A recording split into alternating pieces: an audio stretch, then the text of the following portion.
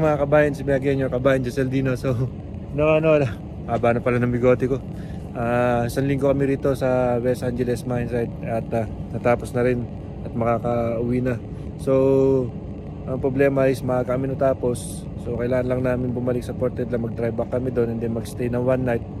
Then fly out kami for Tuesday night, papuntang Perth. So, makaka-uwi na. So, yun lang mga kabayan, no? Nakita nyo naman yung view sa likod, bundok. Seconds later.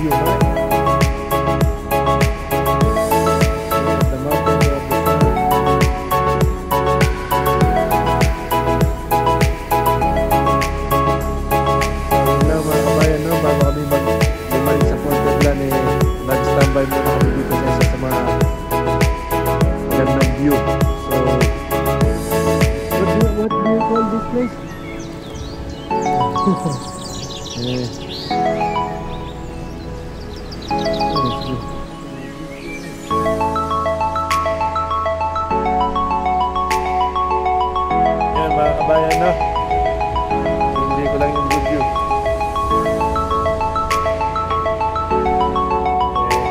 See that view?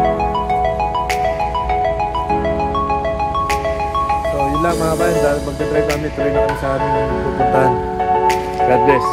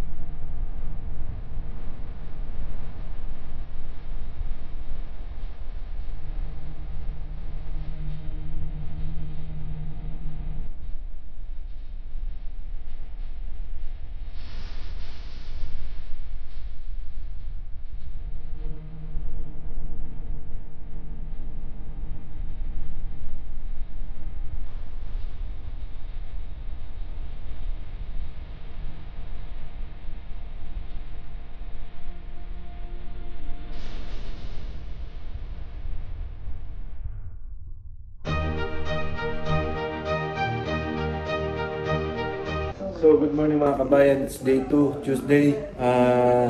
Nag-stay pa kami ng one night dito sa Portland. Galing kami West Angeles kahapon. Nakita niyo man sa video na nag-drive kami papuntang Portland kasi maaga kami natapos doon. 1 week din kami nagtrabaho doon. And then, yun lang talaga maaga na kami natapos. So, no choice kami para umalis doon sa site. And then, mag-book kami ng hotel dito sa Portland. And then, mamaya, mga kabayan, ay magdadrive kami papuntang Karata para sa fly out namin Perth. So, yun lang no. Tignan nyo naman, mababa na yung mga bigote.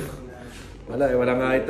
So, medyo nag-relax lang ngayon, and then mamaya pupunta dun sa mall shop, magtatrabaho ng konti, and then yun na, mga 1 o'clock siguro magdadrive na kami papuntang Kanata, and then yun nga, makakauwi na.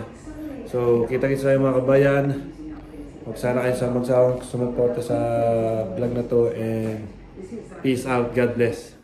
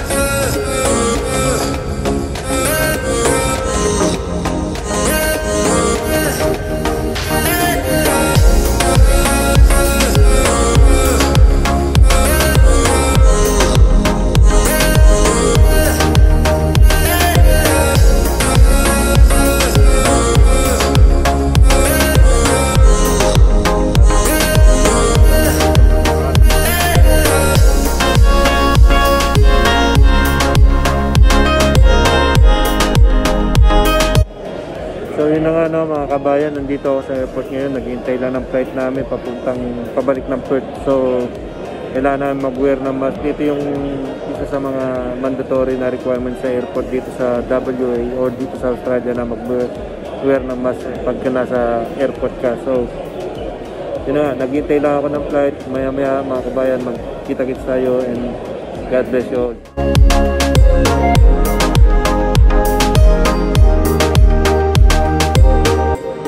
1 hour later, 2 hours later, 3 hours later.